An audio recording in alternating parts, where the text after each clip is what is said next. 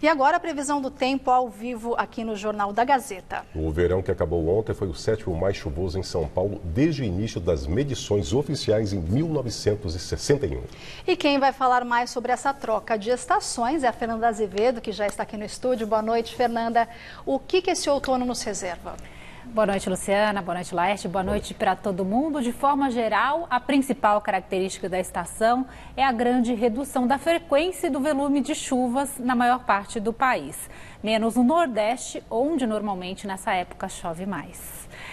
Mas a troca das estações não é uma coisa automática. Aqui em São Paulo hoje vai chover bastante por causa da aproximação da frente fria que vem do sul. Há previsão de chuva intensa para as próximas horas para a capital e litoral. Amanhã a chuva diminui, teremos apenas uma garoa, máxima de 24 graus. No domingo não chove, mas o sol também quase não aparece, máxima de 25. Muita gente está em casa nessa época de quarentena, mas quem ainda tem que sair vai enfrentar uma segunda-feira mais fresquinha, mínima de só 16 de manhã, máxima de 24 à tarde. A frente fria muda o tempo em todo o estado. Amanhã a chuva diminui na Baixada Santista e no sul paulista, mas no litoral norte ainda há previsão de pancadas mais volumosas. Nas demais áreas do estado, o sol aparece entre muitas nuvens e chove em vários momentos do dia. São aquelas pancadas de verão, mesmo assim no interior as temperaturas ainda sobem. Bom, Fernanda, ontem eu comentei aqui com você que o outono é a minha estação preferida. Eu gosto da luminosidade, do clima temperado, né, Lu? Sim. Bom, e você prometeu algo especial para hoje. Promessa é dívida então, Laerte. Vamos lá. Vamos lá. Os meteorologistas falam que esse começo da estação terá chuvas um pouco acima das médias aqui em São Paulo e temperaturas mais altas também, parecidas com esse fim de verão. Neste momento que a gente fala do novo coronavírus, vamos mostrar que os especialistas ainda sabem pouco sobre a relação do clima com a epidemia. Os detalhes no quadro Por Dentro da Estação.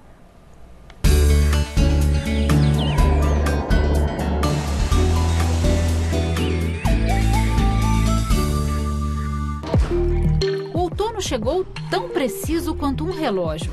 Hoje, à 00h50 e se estende até às 18h44 do dia 20 de junho.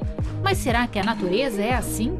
Os ponteiros dos relógios organizam a nossa vida pelo mundo, mas eles não são implacáveis com as mudanças que chegam com as novas estações.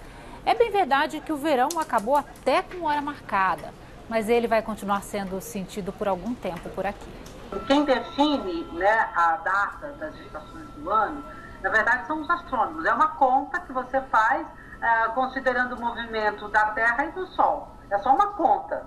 Então, se você quiser saber o outono daqui a 50 anos, que hora que vai começar, você pode fazer essa conta. Tá? Mas a atmosfera não funciona com horário, com data marcada. Tá? Então, as características do outono, elas não se estabelecem exatamente no mesmo momento em que você passa por esse outono astronômico.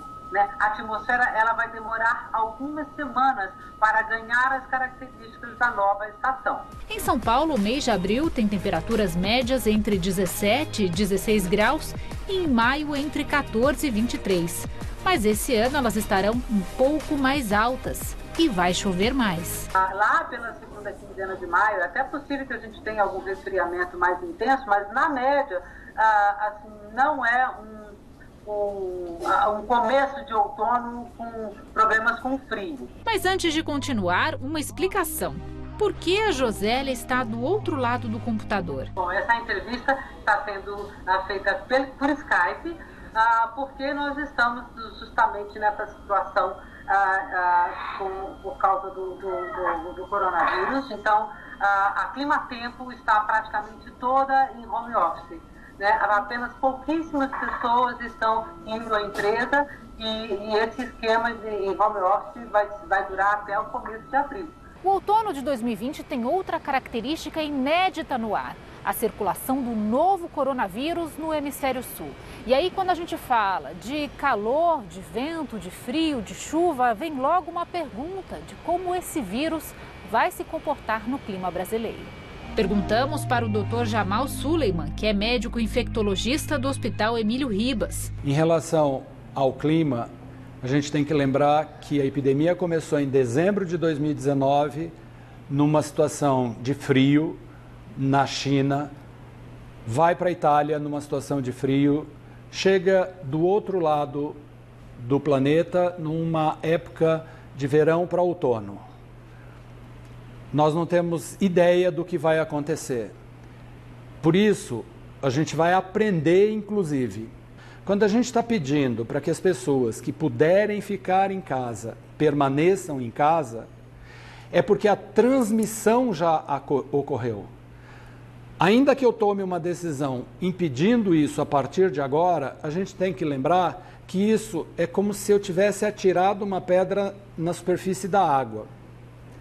Até que essa onda pare, vai levar um certo tempo. Então, eu tomo uma decisão agora, as pessoas que se contaminaram antes, elas vão continuar aparecendo nos serviços de saúde, para depois começar a diminuição. Então, o que a gente está pedindo é na tentativa de reduzir o impacto disso num sistema de saúde que em qualquer lugar do mundo já se encontra no limite, evitar que um número grande de pessoas numa situação de gravidade procurem ao mesmo tempo essas emergências. Na segunda-feira começa a campanha de vacinação da gripe voltada, num primeiro momento, para idosos e profissionais de saúde. É importante mesmo tomar a vacina para evitar o vírus influenza no meio da epidemia da Covid-19. E não é só essa, como qualquer vacina tem que estar em dia. Primeiro é importante esclarecermos que a vacina contra a influenza não irá proteger contra o coronavírus. Contra o coronavírus ainda não temos a vacina, mas temos toda uma comunidade científica debruçada aí para chegarmos a uma adequada vacina. Agora, por que o Ministério da Saúde antecipou? Ela antecipou essa vacina porque uma pessoa adequadamente protegida contra o vírus e influenza, né, se porventura se infectar pelo coronavírus, a chance de evoluir com complicações reduz, né? Então eu vou evitar, certo, que uma pessoa fique protegida contra o vírus e influenza e se porventura se infectar pelo coronavírus, o risco de evoluir com complicações será menor. A qualquer hora, em qualquer clima, a recomendação é para ficar em casa. Quem não pode, precisa reforçar a rotina de higiene, lavar bem as mãos, usar álcool em gel, medidas que fazem a diferença. Este processo reduz dramaticamente a chance de uma pessoa se infectar por qualquer agente, incluindo os vírus respiratórios.